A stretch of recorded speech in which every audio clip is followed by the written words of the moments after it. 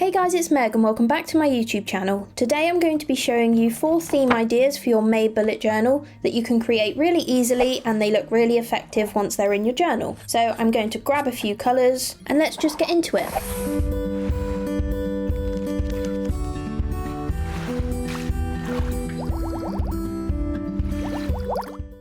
So the first theme I'm going to show you is going to be a lavender theme. So I'm picking out a purple and a green from my Tombow brush pen set. These are in the pastel colours just because I prefer pastel colours, but if you want to go with a brighter one, pick some brighter purples and greens that you can use. And it's just a really simple, easy spread that looks really pretty in your journal. So you want to start off in pencil probably and just mark out where you're going to make your lines and stuff, but I've already done that, so I'm going straight in with the pen. I'm using the thinner side of my Tombow brush pen to create the outline of the little lavenders, and these are really simple and easy to do. They're just little loops, almost like a love heart, and you just want to be placing these little love heart shapes down the stem at little spaced intervals, a bit like I'm doing here. You then want to grab your green to draw in the stem. To be honest, you could do this bit first. I just chose to start with the purple, but as you can see it really doesn't matter, so just go with whichever one you prefer. And you just need to draw a single line down the middle of the lavenders, just where the little hearts join up. And as we're going for quite a simple and delicate design for this theme, a single line works just fine. And I also added a few leaves in random places and created a few stems that were only with leaves without any purple on, just to add a bit of green amongst all this purple. I'm then just dotting around some tiny circles and smaller dots, and this is just so we have something going on at the top of the page, and I'm doing this in the purple so it looks like little bits of lavender floating around in the breeze. Once you've got all of the main lines down on the paper, you can then rub out any pencil marks that have been left behind, and it's time to start colouring in. So I'm using the brush end of the Tombow brush pen for this, starting off with the green to do all the little leaves, and then it's time to go in with the purple to start colouring the lavender. This is actually a really satisfying part to do as you see the whole design come together, and the Tombow brush pens are actually really easy to use to colour in. Even though they're quite a big brush pen on the tip, just the shape of the brush pen and the fact it comes to a nice point makes it easy enough to colour in little small details like this. And that is our lavender theme complete. Now I'm grabbing my 0.3 fine liner pen to create the rainbows and stars theme. This is another really simple and easy one, and I'm just starting off with the title, a simple hello in very basic handwriting, quite bubbly, and then thicker kind of quirky bubble writing to write May, and then you can start drawing in the rainbows. So top tip for this is to pick 3 or 4 colours that you want to work with, and always start with the smallest of the loops of the rainbow so that you can fill in the larger ones around it, as opposed to starting with the larger one and trying to fit the smaller ones in underneath. I then decided that with just the rainbows it looked a little bit plain, so I swapped to my smallest fine liner, the 0.05, and decided to fill in a few little stars just in the gaps around the rainbows. Then rub out any pencil marks, not that you really need any here, but I did put a few in just to know where I was going to put the rainbows, and then you can start colouring in the bubble writing. I really love colouring in the bubble writing letters. It's very nostalgic and reminds me of when I was younger and I would always do bubble writing and be colouring it in, so that was quite fun. And I decided which colours to use for the letters just by looking at the spread as a whole and thinking which colours maybe weren't standing out the most, and I decided the pink could do with a little bit more, so that's the colour I chose for the stars, and then I used the other 3 for the letters in the title. I also just wanted to show you here when I do make the odd mistake, it definitely happens, so I just grab a white gel pen. I use the Uniball Signo at the moment, and I just dab slightly over where the mistake was, and then once it's dried out you can barely see it. And that is theme idea number 2 all complete. So now I'm using my 0.4 fine liner and it's time to do the strawberry theme.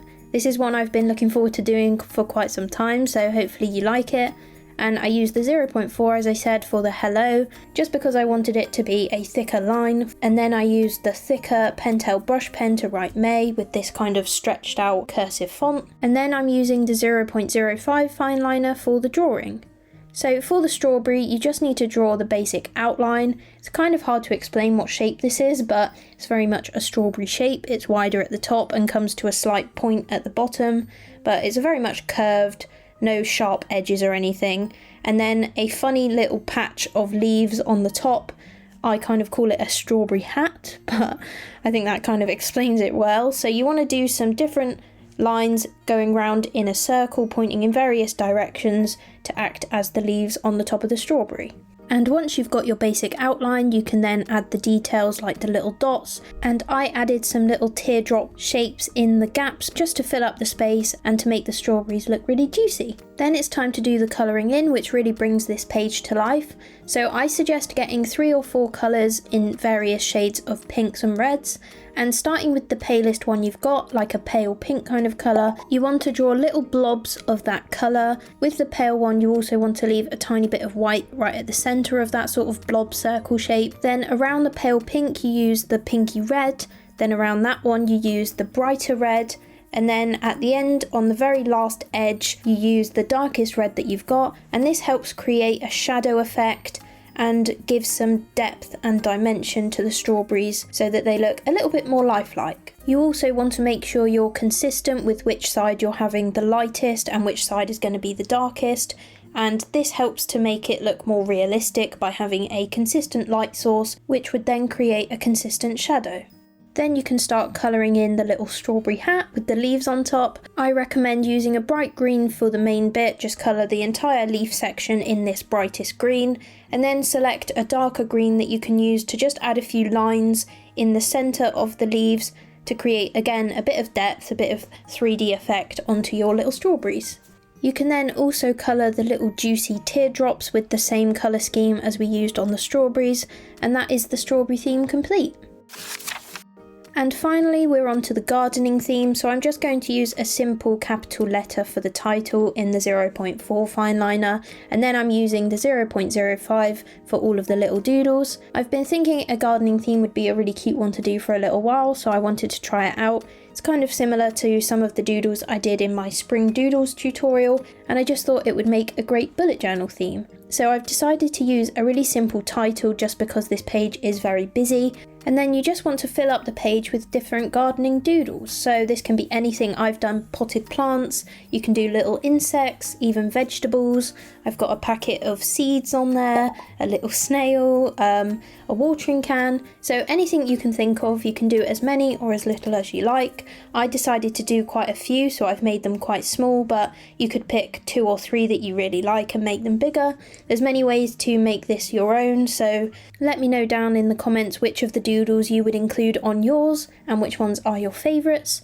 And then it's time to colour them in. So I decided to go with quite true to colour scheme, if that makes sense. So the wood is brown and the metal on the different gardening tools is grey, but you can play with this as much as you like. I was thinking that an orangey kind of rusty brown and a sort of muted blue would be a really nice colour scheme for this, so if anyone wants to try that out, then let me know how it goes. But yeah, just play around with it, colour it however you like, be as bright and colourful with it as you like. And the only tip I would really suggest is to balance the colours as you use them. So no matter how many colours you're using, try to balance it across the page. So for example, with the orange gloves I've got on mine, I balanced that with the orange carrot down at the bottom, as well as the little orange flowers, just so it's not one random bit of orange amongst lots of greens and browns. Hopefully you get the gist and see what I mean, but it just helps make the whole page look cohesive and look like a theme that's meant to be together. And once that's all coloured in, that's our 4th and final theme complete. But that's it for our May theme ideas video. We've got the lavender, the rainbows, the strawberry and the gardening themes. Let me know down below which one you like the best. And a massive thank you to this week's subscriber shout out, which is Jess. Thank you so much for watching and all your lovely comments on my videos. It really means the world to me. If you want some more theme ideas, check out my April video, as those themes would work really well for May as well. And if you want to see what a bullet journal looks like when every single page is complete, then check out this video. And as always, thank you all so much for watching. Don't forget to like, comment, subscribe and hit the notification bell if you want to be notified when I next upload, and I'll see you in the next one.